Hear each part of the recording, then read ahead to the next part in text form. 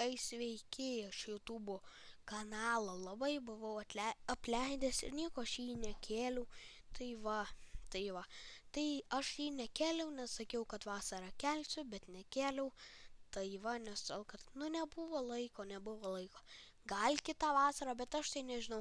Man atrodo, aš kelsiu arba žaidimus, gal dar bus ėjimų tų iš baseino. Nežinau, gal bus, gal ne, nežinau. Pažiūrėsim.